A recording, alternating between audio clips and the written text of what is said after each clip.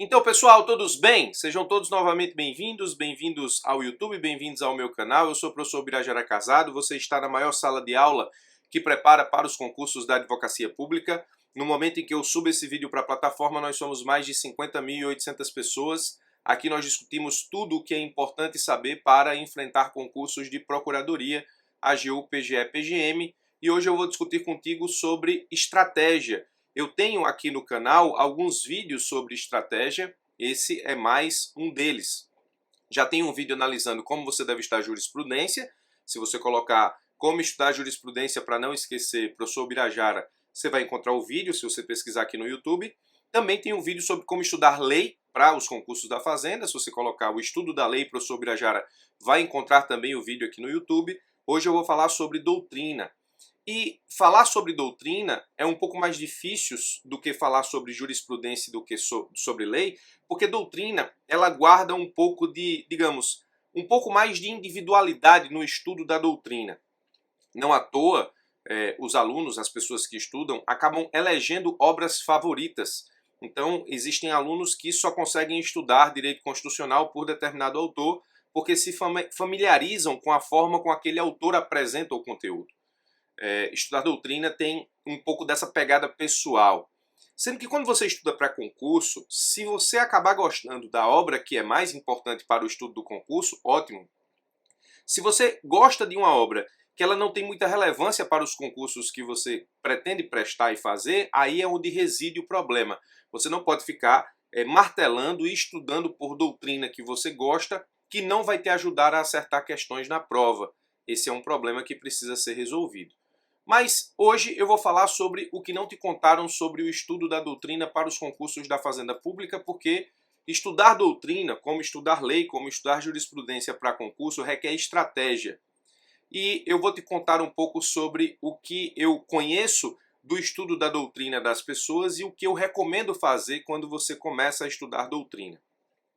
Um dos primeiros pontos que eu preciso tratar contigo é que você não precisa estudar por livro para ter conhecimento doutrinário. O que importa para você numa prova da advocacia pública é chegar na prova com conhecimento doutrinário. Não significa necessariamente que você vai ter que estudar por um livro.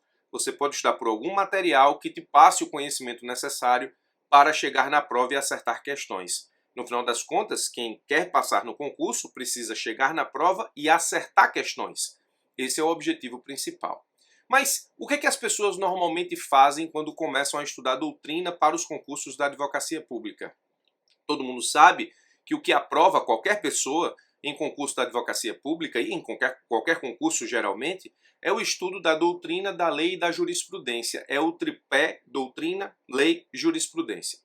Quando as pessoas começam a estudar doutrina, o que normalmente elas fazem? Elas compram uma bibliografia indicada, muitas vezes por um professor, por alguém que passou, por alguém que tem conhecimento de como o assunto é cobrado em determinado concurso. Então, muita gente me pergunta qual é a bibliografia que eu indico para o estudo dos concursos da advocacia pública. Isso é uma outra história, mas normalmente as pessoas compram uma bibliografia indicada e começam a estudar.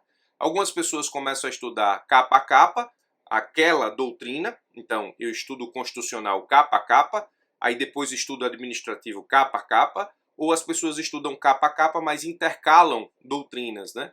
Estuda capa a capa, mas um dia estuda constitucional, outro dia estuda administrativo, outro dia estuda processo civil e assim vai. E algumas pessoas calham de fazer resumo no que diz respeito ao estudo da doutrina. Eu, particularmente, não gosto da estratégia de fazer resumo para o estudo para concurso público. Eu acho que o custo-benefício do resumo é muito alto, porque você demora muito para resumir aquilo que você está estudando, e quando você enfrenta um concurso da advocacia pública, que é um concurso de alto rendimento com 15, 16, 17 disciplinas, você acaba efetivamente não tendo como fazer resumo de tudo. Então, a estratégia de fazer resumo, ela não pode ser uma estratégia geral de estudo, ela pode ser uma estratégia pontual. Cheguei num capítulo em que eu tenho dificuldades, então eu tenho que estudar terceiro setor em direito administrativo, não suporto esse conteúdo. Aí, para terceiro setor, você faz um resumo para que você possa, nesse caso, fixar, absorver e se dedicar mais àquele conteúdo. Então, fazer resumo enquanto estratégia tópica para resolver problemas de acesso à informação de um determinado conteúdo que você não gosta, eu acho válido e recomendo para os meus alunos, mas fazer resumo como uma estratégia geral de estudo, não recomendo. Isso é o que a maioria das pessoas faz quando começa a estudar para os concursos da advocacia pública, mas isso aqui não é o correto a fazer, na minha opinião. O que eu recomendo fazer? Na minha visão, o que é que as pessoas que começam a estudar para os concursos de advocacia pública ou ainda têm disciplinas em livros ou doutrina para estudar sobre determinada disciplina têm que fazer? Primeiro, antes de estudar qualquer coisa, antes de comprar qualquer livro, antes de ler qualquer página de qualquer livro, de qualquer material sobre qualquer disciplina, você precisa saber como as provas cobram aquela disciplina. Professor, como é que eu descubro como uma prova cobra uma disciplina ou como as provas cobram uma disciplina? Eu já expliquei aqui no canal como você faz raio-x de prova ou de provas passadas. Eu expliquei como faz raio-x de prova no vídeo chamado Como Construir o Seu Cronograma de Estudos. Lá eu explico exatamente como você deve construir o seu cronograma e o primeiro passo é fazer o raio-x das últimas 5 ou 10 provas da advocacia pública por disciplina. Então, se você quer descobrir como fazer raio-x de prova para saber como as provas cobram aquela disciplina que você vai começar a estudar, pause esse vídeo, coloque aqui no YouTube, pesquise lá no YouTube aqui como construir o seu cronograma, professor Birajara, e veja o meu vídeo sobre como construir o cronograma para que você saiba como fazer o raio-x de prova. Como essa informação já está no YouTube, eu não vou repetir para que esse vídeo não fique demasiadamente longo. Mas antes de começar a estudar qualquer disciplina, você precisa saber como as provas cobram aquela disciplina. Existem disciplinas que são extremamente importantes para os concursos de advocacia pública e a cobrança é pesada. Existem disciplinas que a importância para os concursos de advocacia pública é mediana. Aí a prova, nesse caso, a forma como essa disciplina é cobrada na prova não é tão pesada, é também uma cobrança mediana. E existem disciplinas que são cobradas na advocacia pública minimamente. E às vezes, a depender da configuração da prova, não vale nem a pena perder tanto tempo estudando tanto conteúdo numa disciplina diminuta para que você possa enfrentar lá 2 ou 3 questões. Seria melhor investir esse tempo nas disciplinas maiores. Então, entender como a prova cobra as disciplinas é um dos principais segredos de quem estuda bem e de quem passa para os concursos da advocacia pública e para os concursos em geral. Então, para que você entenda, para que você comece a entender como os concursos da advocacia pública cobram as disciplinas, comece a aprender a fazer raio-x de prova lá no vídeo Como Construir o Seu Cronograma. Aqui eu fiz uma tabela, todo mundo que me acompanha aqui sabe que eu sou absolutamente louco por tabela, eu metrifico tudo, né? Eu fiz uma tabela para você entender o tripé nas provas da advocacia pública, isso aqui é o que normalmente acontece. Na prova objetiva, na prova subjetiva e na prova oral, aqui eu coloquei, a partir de um gráfico colorido, a importância das fontes de estudo, do tripé em cada uma das fases. Normalmente, eu estou falando de provas normais, não de provas anormais. Existem provas que são fora da curva, ou seja, fogem do padrão. Aqui eu estou falando do padrão, presta atenção, é o padrão. Normalmente, uma prova objetiva dos concursos da advocacia pública, ela cobra de forma muito mais incisiva, ou seja, o conhecimento que você precisa ter para enfrentar essa prova é muito maior nas soluções dadas pela lei e pela jurisprudência do que pela doutrina. É cada vez mais raro você encontrar numa prova da advocacia pública uma questão puramente doutrinária. Normalmente a doutrina é cobrado apenas de forma acessória para que você diga como lei e jurisprudência resolvem determinada situação. Isso é o padrão hoje. Então, para a prova objetiva, lei e jurisprudência acabam guardando efetivamente uma importância muito maior do que a doutrina. Na prova subjetiva, a jurisprudência continua sendo efetivamente a disciplina, ou melhor, o ponto do tripé. A gente até poderia dizer que a jurisprudência é uma disciplina, mas vamos colocar ela como uma das pernas do tripé. A jurisprudência no tripé, que é a prova, acaba e continua tendo efetivamente uma importância muito, muito grande. Por quê? Na prova subjetiva, normalmente, a solução jurídica que você dá para um parecer, a solução jurídica que você dá para uma peça, normalmente é uma solução jurídica que você encontra na jurisprudência do Supremo e na jurisprudência do STJ. Supremo e ou STJ.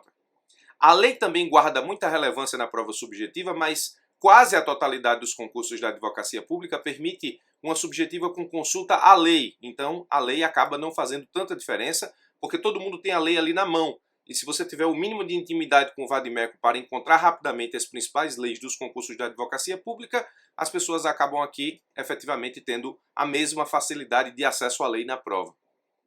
A doutrina, ela aumenta a importância da objetiva para a subjetiva, por quê? Ela aumenta a importância porque na subjetiva você muitas vezes vai ter que explicar algum instituto, vai ter que dizer qual é o conceito dele, qual é a natureza jurídica, quais as classificações que aquele instituto tem, por exemplo, vai ter que falar sobre os princípios que regem determinado instituto.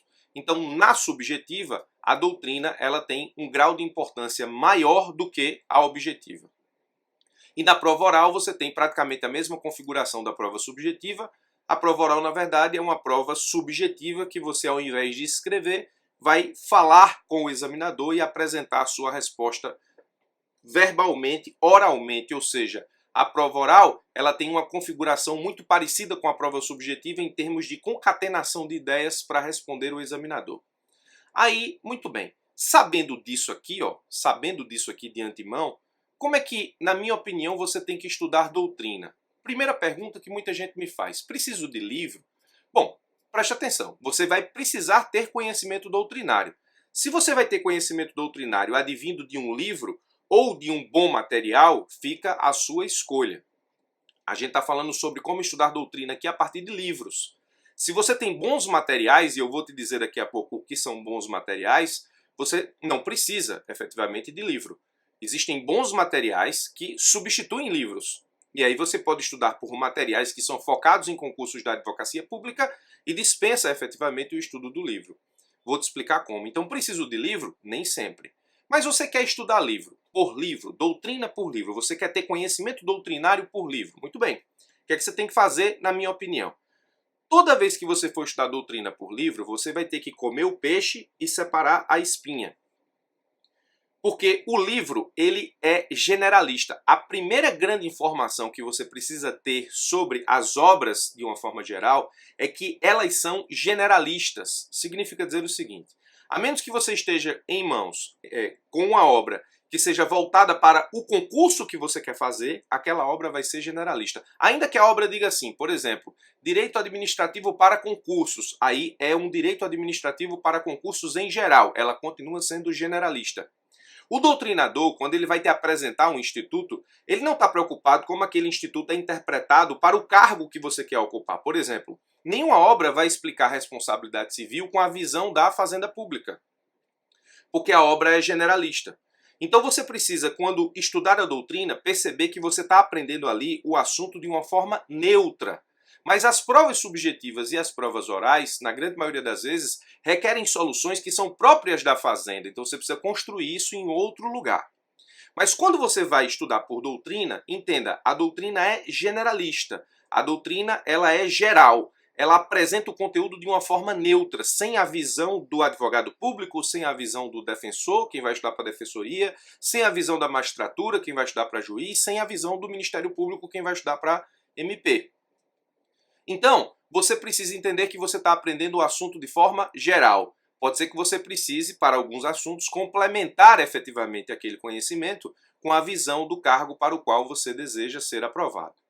Mas quando eu digo estudar de uma forma estratégica a doutrina, você precisa separar a parte boa da parte ruim. O que é a parte boa numa doutrina?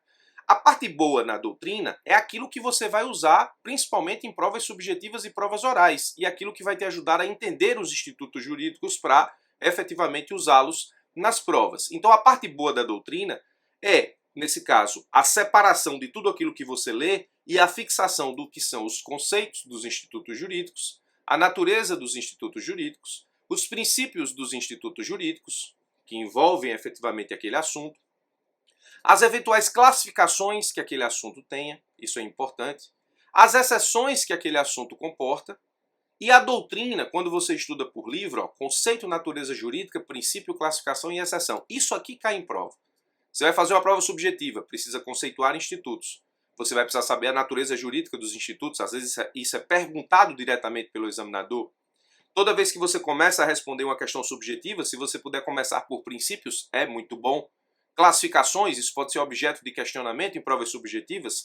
Os examinadores eles gostam de exceções, porque isso garante que você estudou o assunto. Se você sabe as exceções de um assunto, é porque você conhece o assunto. E quando você estuda a doutrina, ela te aponta duas principais coisinhas. A doutrina, no momento em que você estuda, ela vai te apresentar quais são os principais dispositivos legais sobre o tema, porque o doutrinador ele sempre vai relacionar o que ele está explicando a dispositivos legais que justificam a doutrina que ele está defendendo. E ele também vai te apresentar, no decorrer da obra, a jurisprudência consolidada sobre os assuntos. Ele não apresenta só a consolidada, mas o que importa para você é só a consolidada. Então, qual é a parte boa nos estudos de doutrina que eu tenho que ter? A parte boa é separar isso aqui. De tudo que você lê, você separa isso aqui. Conceitos, natureza jurídica, princípios, classificações, exceções. E da doutrina eu encontro os principais dispositivos legais e a jurisprudência consolidada. Tá, professor, e qual é a parte ruim? Bom, a parte ruim da doutrina são as generalidades de assuntos que não são da fazenda. Por exemplo, quando você está estudando doutrina, você tem que separar tudo que for discussão doutrinária. Discussão doutrinária normalmente não cai em prova. O que necessariamente se cobra numa segunda fase são soluções jurídicas dadas por lei, por jurisprudência, não por doutrina. Então, discussões doutrinárias não nos importam. Discussão de formação de jurisprudência ainda não consolidada. Os doutrinadores gostam de opinar sobre a construção de jurisprudência que está em curso ainda no Supremo e no STJ. Isso não importa para você. Jurisprudência em formação não importa muito para você. Opinião doutrinária daquele que escreve a obra, do autor, também não importa para você, porque a opinião dele não vai cair na prova. A menos que ele seja o membro de uma banca de concurso que você vá fazer segunda fase de prova oral. Eu estou falando aqui dos concursos comuns, aqueles que são organizados por bancas oficiais e não por banca própria. Projetos de lei em andamento. Autores gostam de falar de projetos de lei em andamento sobre futuras mudanças na legislação. E os autores também gostam de fazer críticas pessoais à própria lei, aos institutos jurídicos e à própria jurisprudência. Então, quando você está lendo um livro, se você quer estratégia para passar no concurso, tudo isso aqui você pode simplesmente ignorar. Então, estudar por doutrina é saber efetivamente fazer o quê? É saber separar o filé da espinha. Esse é o filé. Conceito, natureza jurídica, princípios, classificações, exceções, as leis ou os dispositivos legais de cada conteúdo e a jurisprudência consolidada de cada conteúdo.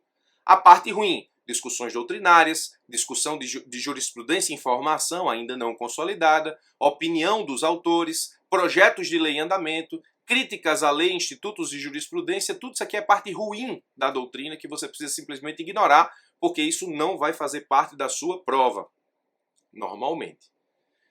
E quando eu disse que você pode estudar doutrina ou pode ter conhecimento doutrinário que não seja por livro, se você tiver acesso a materiais que separam essa parte boa da parte ruim, ou seja, que só tragam a parte boa, melhor para você. Por isso que muita gente não estuda por livros, por isso que muita gente estuda por materiais bem elaborados, pensando nos concursos da advocacia pública que tragam efetivamente só a parte boa daquele conteúdo que você precisa estudar.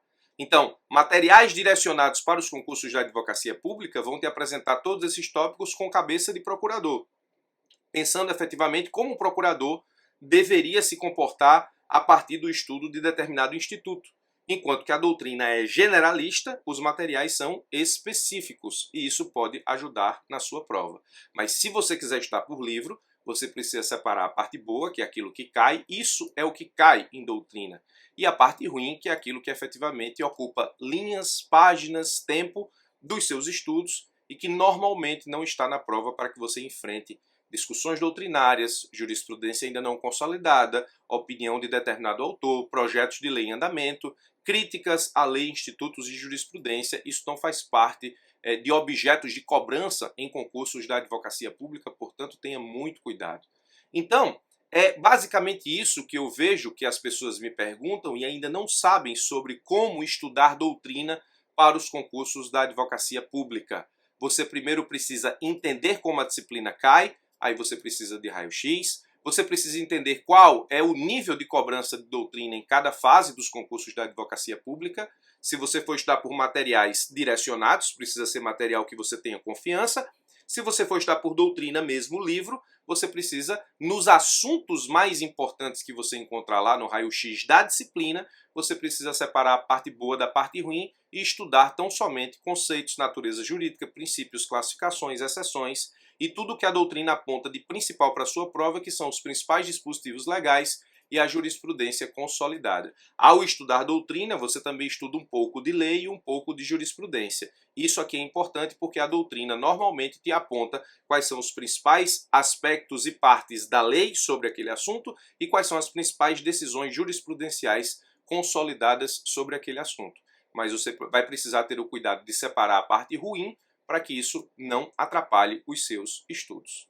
Bom, era o que eu tinha para falar sobre como você deve estudar por doutrina se você for estudar, ou como você deve estudar a doutrina se você for estudar por livros, basicamente. E aí, a partir de agora, a gente tem vídeo aqui no canal explicando como estudar jurisprudência, como estudar lei e agora como estudar doutrina. Pela sua atenção, muito obrigado, forte abraço e até os nossos próximos encontros.